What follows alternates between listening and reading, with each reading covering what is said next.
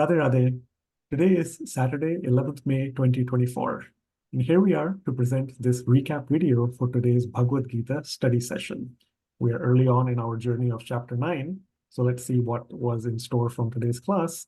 Here along with me is Mummy. Radhe Radhe. Bringing up the screen, you're going to see that, as I mentioned, we covered early parts of chapter 9. So we had chapter 9 verses 2 and 3. As always, we'll go through our usual format and get a quick summary of how the class progressed. Chapter 9, verse 2, let's hear that first. As always, of course, after several quiz questions, many of them were connected one after the other today to recap, review the material from chapter 9, verse 1. As always, please take a look at the description for the video and go to the community portal page to get information and all these slides. With that, we'll start off with chapter 9, verse 2.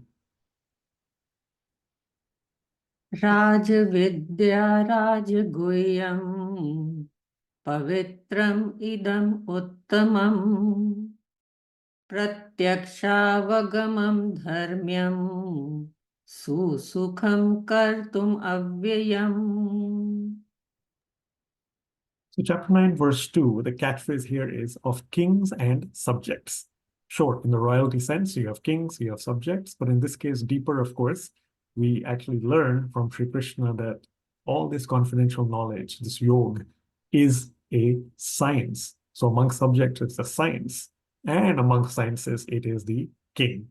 So for that, chapter 9, verse 2, of course, don't forget several important Sanskrit words Mummy mentioned in class, and maybe she'll point out anything additional here shortly. But as we saw from Sri Krishna, he gives information beyond what this knowledge is as the king of sciences. In fact, a total of 8 different qualities or merits.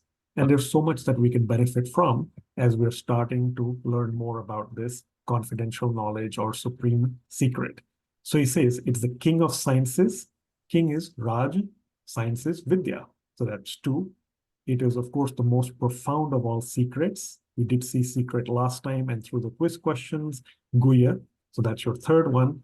Pavitram is pure. And we talked at length about the concept of not just bhakti, but also the sequence of how we can actually make our hearts pure. So 3 terms we talked about with Swamiji's commentary: Pap, Bij, and Avidya. So Pap is our stockpile of sins from all our past lifetimes, endless lifetimes. Sure, bhakti will help to burn them. But if Bij, those seeds of sin or impurity still remain, then we're going to keep on adding at some point to all that impurity. So those seeds have to also be destroyed through bhakti. But then finally, that 3rd step also is to get rid of our ignorance, our avidya. Vidya with avidya. The opposite of vidya is avidya. So that misidentification with the body. We are the soul, not the body. So we need to get away from our bodily desires. We also need to get away from the enemies such as lust, anger, greed. All these add to impurities of the heart. The contrast is getting rid of ignorance will, of course, help us genuinely benefit the most from the impact of bhakti. So as Swamiji said from the Bhakti Rasamrit Sindhu, bhakti destroys all those 3 poisons. Again, the poisons being pap, sins, bij, the seeds of sins, and avidya, ignorance in the heart. All that eventually, with that bhakti, gets us to be pure. And then Sri Krishna says and establishes that we can absolutely have direct perception and direct realization of Sri Krishna. What is needed, of course, is to move away from doubt, to have, in fact, or to take a leap of faith. So that is pratyaksh. Dharmyam, as Sri Krishna says, all this is in accordance with dharma. It's all virtuous. And as we all hopefully know, everything we're trying to do is not for material rewards, but it is as service and seva for God and Guru. It is out of love for God and Guru. And then, of course, kartum susukham. Sri Krishna says it is very easy to practice. Though, of course, many times when people hear that, they might bat an eyelid and wonder why, which in fact Swamiji also asks as a question for us to think about at the end of the commentary. But if it is so easy to practice, why don't enough people apply themselves to learning it? We will see that in the next verse. But the last one is the eighth quality or merit. It's not given here as a description, but it is part of the translation of Avyayam. It is everlasting. So please take note of that. Those are all those 8 qualities or merits. As a reminder, we also made sure that you got another look at the flyer. So again, different sciences reflected here. Question a little hidden at the bottom right. Spotted the king of sciences. Indeed, we know that that is Bhagavad Gita. And of course, we have God, Radha, and Krishna. So just something for all of you to connect with here. Next, then, let us look at chapter 9, verse 3. Ashraddhana Purusha Dharmasyasya Parantapa Aprapya Mam Nivartante Mrityu Sansara Vartmani. So chapter 9, verse 3, as a question, the catchphrase is cycle of faith. So do you want to, keep maintaining a cycle of faith, and or what does that look like? Absolutely. Faith is essential. We just saw that in chapter 9, verse 2. And in fact, the contrast, those who do not have faith, as Sri Krishna says, in this dharma, they are the ones who are unable to attain Sri Krishna. And then they get stuck in a cycle. That cycle, of course, in a way, if you look at it, it's non-faith. It's a cycle of birth and death. So something for all of you to ponder as you think through the catchphrase and the content here. The commentary, fairly long, but of course, a couple of stories that we have seen in different chapters as well, in different, classes. So in the sense, of course, it is the importance of bhakti, that path of loving devotion to God. So having bhakti is going to help us, attain God. Not having faith in this dharma or yoga, not maintaining bhakti or loving devotion to God, gets us back in this cycle of birth and death. So as Swamiji says, the first step in the path to God realization is to have faith. You next start participating in satsangs, as often happens, of course, every Sunday at the Radha Krishna Temple of Dallas and Allen. These are spiritual programs for one's personal practice of devotion, for getting us away from impurities towards purity. And then one doesn't need to only see something to believe it, which is again adding on to what Sri Krishna says in chapter 9, verse 2. Eventually, with that faith, there will be direct perception and realization of God. We have to have patience. That patience could be over many, many lifetimes. But if we are sincerely performing our devotion, putting in our right, singular, focused efforts, it'll happen. Sri Krishna guarantees that for us. So that's essential. We did talk about, briefly the story about the cow, the milk, butter, etc.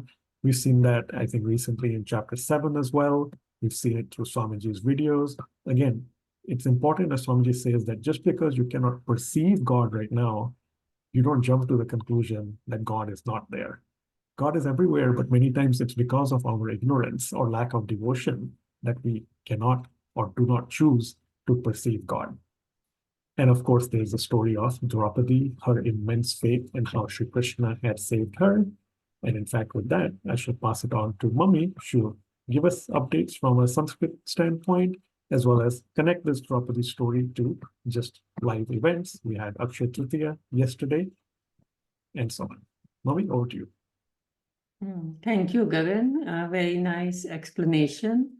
Again, 2 very important verses where Krishna is giving us the formulas, the merits, how we can have real leap of faith and start believing in God and move on the path of spirituality.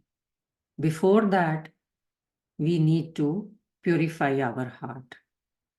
Kill those demons, anger, greed, lust, envy, who are sitting right inside us. Purify ourselves, have a leap of faith, and then do loads of bhakti, and God will be perceptible. And that is pratyaksh. The word from verse number 2, pratyaksh. Pratyaksh means directly perceptible. Krishna is giving us the guarantee and he's giving us the formula also. So let's try and apply. How do we apply? He's saying bhakti can help you. Faith and then bhakti. And how does bhakti come? When we attend spiritual programs, when we start attending satsang, when we are very disciplined about our sadhana, about our seva, bringing a little difference in somebody else's life with our small acts. So we have to make it as a practice. Every morning, do not miss your sadhana. Then go for spiritual program, satsang, learning wisdom through scriptures on a good platform with like-minded people. All this will help us to grow on the path of spirituality. We'll start seeing that all-pervading God, Sarva Vyapak, the way it is in ghee is in milk, Sarva Vyapak, that all-pervading God, we will start seeing. He will be Pratyaksh. And the other important word from verse 3 is Ashraddhana. Ashraddhana means those who don't have faith. But after listening to this recap video and after attending today's session, most of you who already have faith, those who did not have, they will also start believing in it. And as in the class just mentioned yesterday, how I saw God in those two yellow lilies on the day of Akshay Tritiya. It is just that we have to open the eyes of our heart, grow our love, and then we will start seeing God everywhere. Yesterday was Akshay Tritiya and tomorrow is Mother's Day. On this day, we do pray to Radha Rani and Sri Krishna, and Krishna had saved Draupadi from all the shame and embarrassment. In Vrindavan, in Banke Bihari temple, on the day of Akshay Tritiya, they show Krishna's charan and they put payal in his charan, and he is offered a laddu of kesar and chandan. By seeing that picture and by seeing those freshly blossomed yellow lilies, sharing with you that I really saw God, and let's see that shots.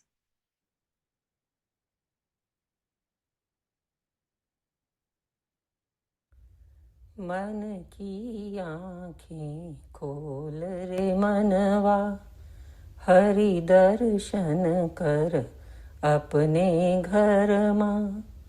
Banke Bihari पीत वस्त्रम, अक्षय तृतीया चरणम दर्शनम। मन की आँखें खोल रे मनवा, हरि दर्शन कर अपने घर माँ। बांके बिहारी पीत वस्त्रम, अक्षय तृतीया चरणम दर्शनम.